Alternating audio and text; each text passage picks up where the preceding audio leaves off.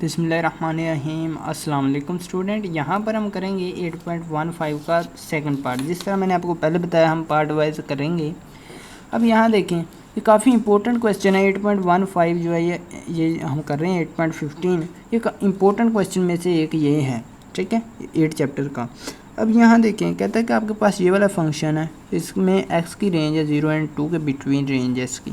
अब आपने फाइंड करना सबसे पहले सी की वैल्यू। सी की वैल्यू कंप्लीट फंक्शन के लिए ही फाइंड की जा सकती है, ठीक है। तो ये फाइंड आउट करेंगे, probability of x lies between 2 and 0। अब ये किसके इक्वल होगी?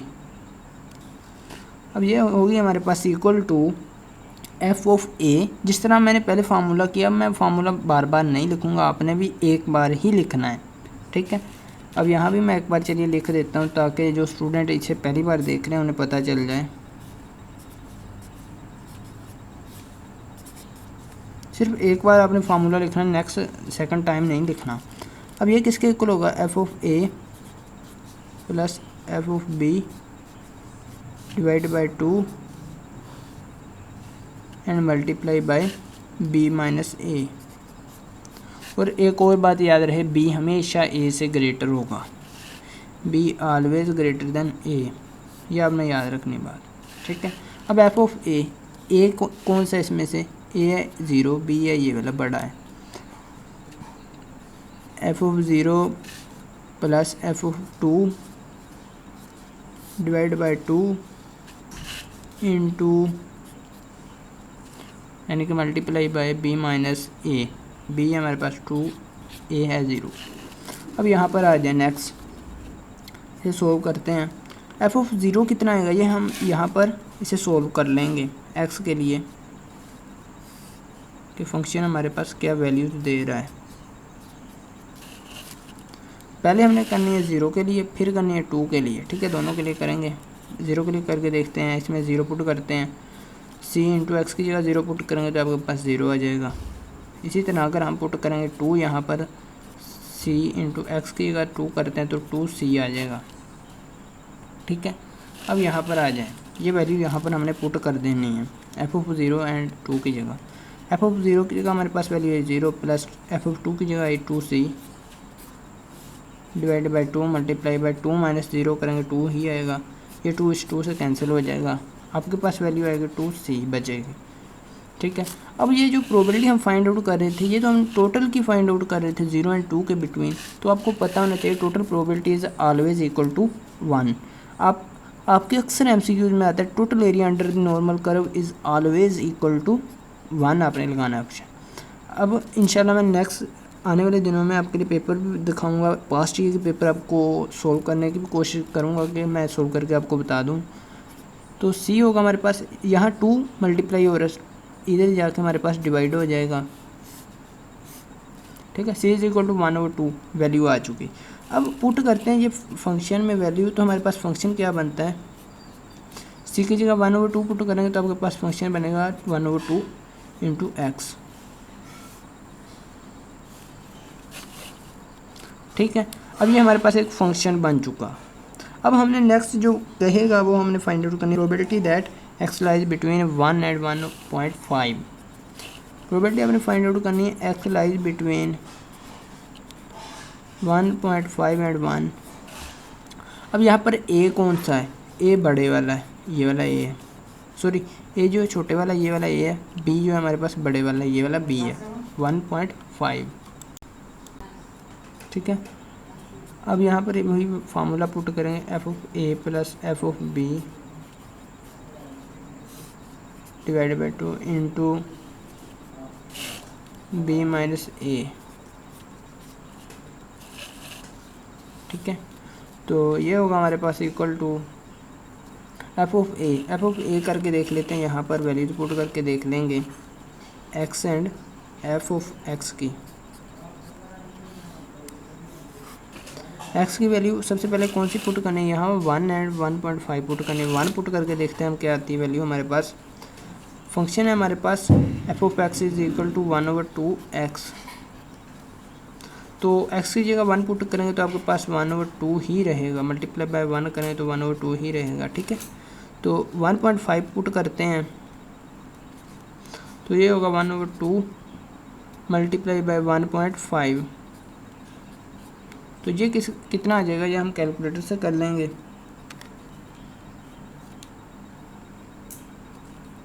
ठीक है, 1.5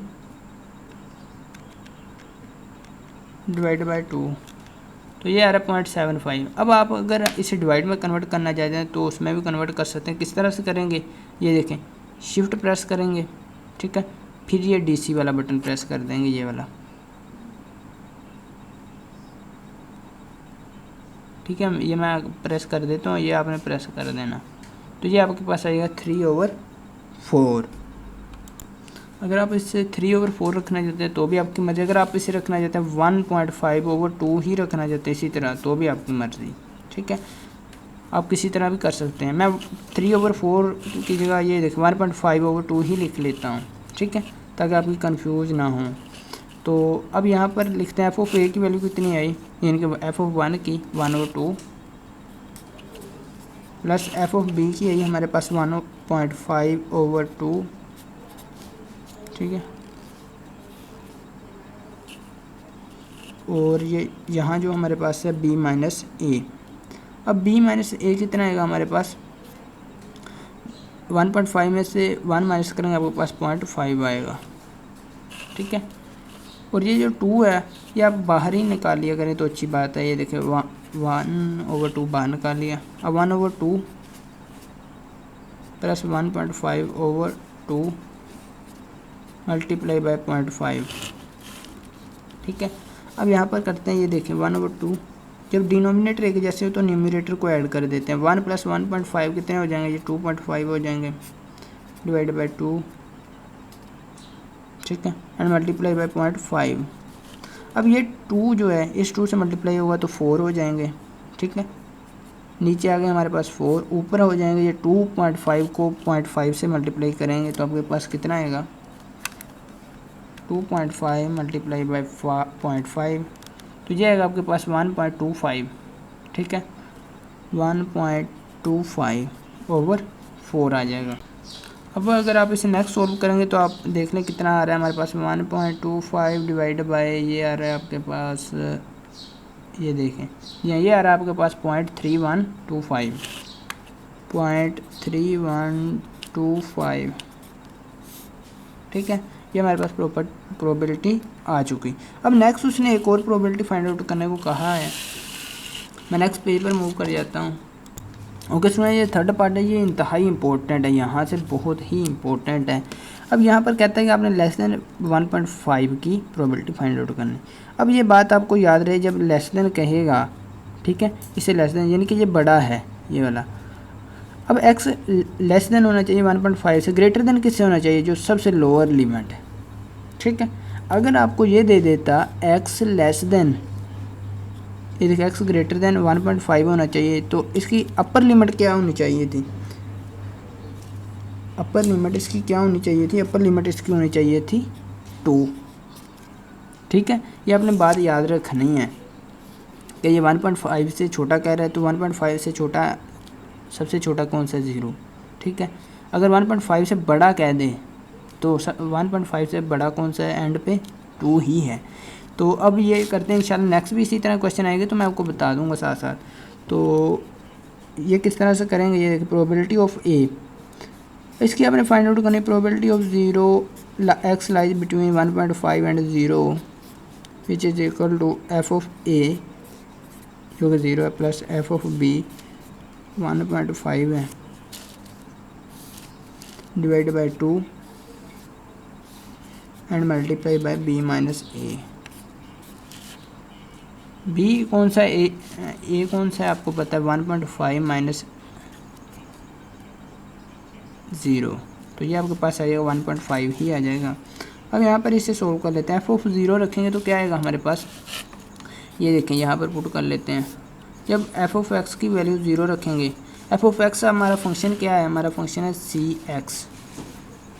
ठीक है, c की वैल्यू क्या आई थी हमारे पास, c की वैल्यू आई थी 1/2, ये 1/2x बन गया था बाद में। ठीक है। यहाँ 0 करेंगे तो आपको पता है सारा 0 हो जाएगा।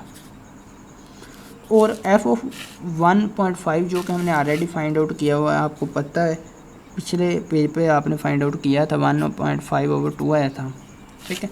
तो दूसरी बार फाइंड करने की ज़रूरत नहीं है। एफ ऑफ 0 कितना है हमारा, यह है 0 प्लस एफ ऑफ 1.5 कितना है 1.5/2 आया। अब ये जो 1/2 है, ये वाला ओवर में 2 है, इसे आप बाहर निकाल लें तो अच्छा है। And multiply by b minus A, 1.5 में से 0 माइनस करें 1.5 ही रहेगा। अब ये 1/2 इंटू ये है 1.5/2, ठीक है, मल्टीप्लाई बाय 1.5। अब इस सारे को आपने सोल्व इसी तरह कर लेना कैलकुलेटर की मदद से। देखते हैं कितना आ रहा है हमारे पास। ऊपर वाले को मल्टीप्लाई पहले कर लें, 1.5 को 1.5 से मल्टीप्लाई करेंगे तो ये आ रहा है हमारे पास 2.25। नीचे हमारे पास यहाँ भी 2 है, यहाँ भी 2 है, 2 मल्टीप्लाई बाई 2 ये आ जाएगा हमारे पास 4। तो 2.25 डिवाइड बाई 4 करेंगे तो ये आपके पास आ जाएगा 0.5625, ठीक है। यही हमें रिक्वायर था। तो वीडियो कैसे लगी कमेंट सेक्शन में बताइएगा। चैनल के न्यू मेंबर चैनल को सब्सक्राइब कर लीजिएगा। मिलेंगे नेक्स्ट वीडियो में एक नए लेक्चर के साथ, तब तक के लिए अल्लाह निगहबान।